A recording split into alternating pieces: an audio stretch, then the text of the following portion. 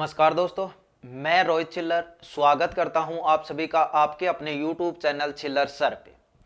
Friends, आज के video में मैं बात करने वाला हूं आपसे जो अपनी वैकेंसी है सीआरपीएफ जो हेड कांस्टेबल मिनिस्ट्रियल और एएसआई की जो भर्ती निकली है, जिसके फॉर्म भी आपके शुरू हो चुके हैं। बहुत ज़्यादा कैंडिडेट ने भर भी दिए हैं और जिन्होंने नहीं भरे हैं वो लास्ट डेट का इंतजार ना करें, क्योंकि साइट वगैरह लास्ट में एरर दिखाने ही लग जाता है। तो जो भी साथी इसके योग्य हैं, यानी सारी जो उसकी क्राइटेरिया है उसके योग्य हैं, तो अपना फॉर्म वो जरूर भर दें। टाइपिंग की बिल्कुल भी चिंता ना करें, क्योंकि टाइपिंग के लिए आपको एक्स्ट्रा टाइम यहाँ पे मिलने वाला है। जैसे फरवरी के लास्ट में एग्जाम होगा, उसके बाद 1 महीने में आपका रिजल्ट आएगा, उसके बाद आपकी टाइपिंग की डेट है वो आपकी आएगी। तो सीधी सी भाषा में कहें तो 4 महीने के आसपास होंगे टाइपिंग के लिए। ठीक है, तो उसकी वजह से आप घबरा रहे हो तो उसको बिल्कुल भी इग्नोर करके एकदम आप अपना फॉर्म है वो भर सकते हैं। अब बात करते हैं, इसमें मैं आपको बताने वाला हूं कि जो आपकी एक्सपेक्टेड कट ऑफ, जिसको आप बोलते हो कि इतने नंबर तो आपके यहाँ पे जरूरी हैं, और यहाँ पे एक लाइन मैंने लिखी है कि 40 नंबर भी लेकर पास होंगे। तो इसका भी मैं आपको पूरा यहाँ पे बताने वाला हूँ ऑफिशियल नोटिस के आधार पर ये चीजें। और दूसरी है कि इतना सेफ स्कोर है वो आपका होना चाहिए। और एक मेन डाउट आपको जो खल रहा है अभी कि आपका इसमें जो जर्नल एप्टीट्यूड है वो क्या चीज है इसमें। ठीक है, तो सबसे पहले तो बात कर लेते हैं हम यहाँ पे, जो आपको मैं बता रहा हूं कि आप 40 नंबर लेकर भी पास हो जाएंगे। देखिए, सबसे पहले तो आपको यहाँ पे पता होना चाहिए कि इसका जो सिलेक्शन प्रोसेस है वो आपका क्या होने वाला है। ठीक है, उसी के आधार पे तो चीजें करोगे आप। तो सबसे पहले आपका क्या होगा जी, सीबीटी होगा, एग्जाम होगा। उसके बाद क्या होगा जी, टाइपिंग होगी। उसके बाद क्या होगा, आपका जो पीएसटी है वो होगा। फिर आपका डीवी मेडिकल। ये चीजें आपकी यहाँ पे होने वाली हैं। और इसमें बाकी चीजों की बात करें तो ये सारी चीजें क्या हैं आपकी, सिर्फ क्वालिफाइड। और जो सीबीटी यानी एग्जाम है उसके आधार पर ही आपकी लास्ट मेरिट है वो लगने वाली है। यानी फाइनल कट ऑफ है वो कितने में से जाएगी आपकी, 100 में से। कितने में से जाएगी, 100 में से, जो आपको बिल्कुल अच्छी तरीके से पता है। जो मैंने चीज लिखी है कि 40 में पास हो जाओगे, उसके आधार पे देखिए, सबसे पहले आपका क्या होगा, सीबीटी। उसके बाद कैंडिडेट पास होंगे, जो शॉर्ट लिस्ट होंगे वो किसके लिए होंगे, टाइपिंग के लिए। तो जो कैंडिडेट टाइपिंग के लिए बुलाए जाएंगे, ऑफिशियल नोटिस के अनुसार आपको मैं यहाँ पे दिखा देता हूं कि जी साफ साफ लिखा हुआ है। यहाँ पे अच्छे से देख भी पा रहे होंगे आप कि यहाँ पे साफ साफ लिखा हुआ है कि जो आपका, देखिए सिलेक्शन प्रोसेस तो मैंने बता दिया अच्छे से, सीबीटी है, फिर स्किल टेस्ट जिसको टाइपिंग, पीएसटी, डीवी और मेडिकल। यहाँ पे देखिए, minimum qualifying marks in computer based test are follows. General का कितना है, 40%, और जो अदर ईडब्ल्यूएस, ओबीसी, एसटी, इनका कितना है, 35%। यानी कहने का मतलब क्या है कि यहाँ पे जर्नल को सिर्फ 40%, यानी 100 का पेपर है तो कितने नंबर हो गए, 40, और बाकी कैटेगरियों को 35। और यहाँ पे देखिए, यदि आपने और एग्जाम देखे होंगे तो उसमें क्या करते हैं कि जैसे लिखा तो होता है, यहाँ पे भी लिखा तो यही है कि मिनिमम क्वालिफाई, यानी कम से कम तो आपको इतने चाहिए।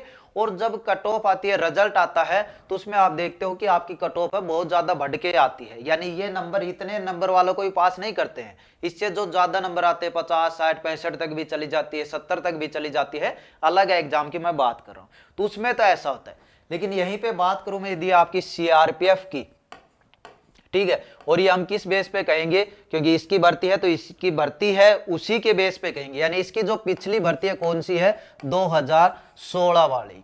2016 तब क्या होता था, पहले आपका फिजिकल होता था, उसके बाद ये चीजें आपकी होती। तो उसमें क्या था, जब टाइपिंग के लिए आपका नंबर आया था, पेपर होने के बाद टाइपिंग के लिए जब नंबर आया था, पिछली बार क्या था, 2 पेपर थे, और दूसरे पेपर आपको डिस्क्रिप्शन में कुछ लिखने थे, मतलब 15, 10, 25 नंबर के वो थे, और पहले में एक क्वेश्चन 2 नंबर का था। इस हिसाब से 225 में से फाइनल कट ऑफ गई थी। लेकिन वहीं पे मैं बात करूं तो जो आपका टाइपिंग के लिए बुलाए गए थे, वो मिनिमम जो क्वालिफाइंग मार्क्स दे रखे थे 40%, उनको ही बुलाए। यानी कहने का मतलब टोटल 4 लाख के लगभग कैंडिडेट ने वहां पे फॉर्म, जो पेपर था वो आपका दिया था। और टाइपिंग के लिए जो पास हुए थे, सेकंड स्टेज के लिए जो पास हुए थे, वो कैंडिडेट थे आपके 2.5 लाख से भी ऊपर, 2.5 लाख से भी ऊपर। यानी देख सकते हो जितने आपके फेल हुए हैं उससे तो ज्यादा उसमें वहां पे पास हो गए थे। ठीक है, तो ऐसा ही जो पिछली भर्ती के अकॉर्डिंग है ऐसा ही आपके सामने यहाँ पे होने वाला है। तो जिनके भी यदि सीबीटी में 40 नंबर प्लस हो जाएंगे जनरल कैटेगरी बात करें तो वो अगली स्टेज के लिए यहाँ पे पास हो जाएंगे। लेकिन यहाँ पे आप सभी को और भी चीज अच्छे से पता है कि सिर्फ पास होने कंप्यूटर बेस्ड टेस्ट में पास होने से आपकी पार है या जॉब है वो आपकी नहीं लग सकती, क्योंकि फाइनल सिलेक्शन है, यानी और चीजें तो आपकी हो जाएंगी, वो सारी क्वालिफाइड है। तो जी लास्ट मेरिट तो लगनी है वो आपकी किस पे बेस पे ही लगेगी, सीबीटी के ही बेस पे लगेगी। यानी इसमें आपको पास कर देंगे, फिर आपके ये प्रोसेस होंगे, उसके बाद जो आपका सेफ स्कोर या कट ऑफ जाएगी वो यदि मैं सीधी सी भाषा में कहूं तो नेगेटिव मार्किंग भी अब की बार आपको देखने को मिली है, लेकिन फिर भी आपको 75 प्लस का यहाँ पे टारगेट कह सकते हो या सेफ स्कोर जिसको आप बोलते हो वो आपका यहाँ पे रहने वाला है। यानी इतने क्वेश्चन, एक क्वेश्चन 1 नंबर का है, इतने क्वेश्चन तो आपको बिल्कुल यहाँ पे सही करने पड़ेंगे तभी जाकर आप फाइनल सिलेक्शन के लिए वहां पे सेफ हो पाओगे। ठीक है, तो यानी फिर जो टाइपिंग के लिए शुरू में पास होने उनका नंबर आ जाएगा 40-45 में भी, लेकिन जो फाइनल है उसके लिए आपको इतना स्कोर है वो आपको करना पड़ेगा। तो ये चीज भी आप समझ पाएंगे। दूसरी चीज एक और डाउट आपका यहाँ पे आ रहा है कि जर्नल एप्टीट्यूड, देखिए 4 सब्जेक्ट है, बाकी 3 आपको अच्छे से समझ में आ रहे हैं। जो जर्नल एप्टीट्यूड है इसमें क्या दिखाई दे रहा है कि आपका जो है अभी तक एकदम अच्छे से आपका किसी भी तरीके से आपका जो है कि क्लियर नहीं हो पाया है कि क्या चीज इसमें आपको देखने को मिलेगी।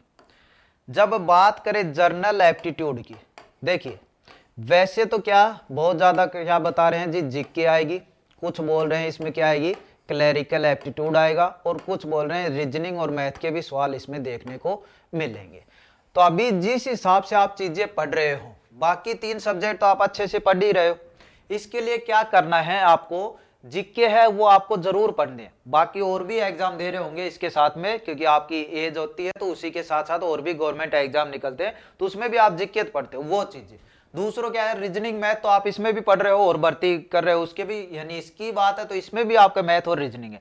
तो उसी में क्या कुछ एक्स्ट्रा टॉपिक या चैप्टर आ जाते हैं, उनसे क्वेश्चन आते हैं वो आपके इसमें ऐड हो जाते हैं। ये जनरल एप्टीट्यूड का सीधा सा मतलब निकालें, जनरल एप्टीट्यूड यानी एप्टीट्यूड आप सभी को पता है योग्य को ही बोलते हैं, यानी कुशल कितना उसमें है, जनरल यानी सामान्य, सामान्य उसकी योग्यता, तो वो किस आधार पे भी क्वेश्चन है वो आपसे यहाँ पे पूछ सकते हैं। ये नहीं है कि बिल्कुल ये अलग के लेवल के क्वेश्चन है वो आपको देखने को मिलेंगे। तो पहले चीजें यही क्लियर कीजिए, ये चीजें क्लियर होने के बाद, क्योंकि टाइम बहुत कम है, पहले ये चीजें क्लियर, उसके बाद आप थोड़ा सा इस पे ध्यान दे सकते हो क्लरिकल वाले पे। ठीक है, ये चीजें क्लियर होने के बाद आपको इस पे ध्यान देना है, ताकि यदि यहां से क्वेश्चन आ जाए, देखिए पिछली जो भर्ती थी उसमें साफ लिखा हुआ था कि क्लरिकल एप्टीट्यूड थे, तो उससे ही संबंधित क्वेश्चन आए। यहाँ पे जनरल एप्टीट्यूड लिखा हुआ है, यानी इससे क्वेश्चन ना आने के ही चांस बन रहे हैं, लेकिन किस्मत खराब हो तो यहां से भी क्वेश्चन आपको देखने को मिल सकते हैं। तो मेरा कहना यही है कि ये 3 सब्जेक्ट तो आप कर ही रहे हो, उसके बाद ये जीके आप अपनी तैयार रखें, और रीजनिंग के कुछ जो एक्स्ट्रा चैप्टर टॉपिक होते हैं उनको भी आप यहाँ पे तैयार रखें, और इतना हार्ड है वो आपके लिए यहाँ पे नहीं होने वाला। ठीक है, तो उम्मीद करता हूं आप चीज को समझ पाएंगे। यदि जानकारी अच्छी लगी हो तो वीडियो को लाइक करना, चैनल पे पहली बार हो चैनल जरूर सब्सक्राइब करना, रेगुलर पढ़ते रहना, रेगुलर प्रैक्टिस करना, क्योंकि टाइम आपके पास 50 दिन भी पूरे नहीं बचे हैं, तो उसी हिसाब से आपको पढ़ना है यदि सिलेक्शन लेना है। तो चलिए इस वीडियो में इतना ही, मिलते हैं नेक्स्ट अपडेट के साथ, धन्यवाद।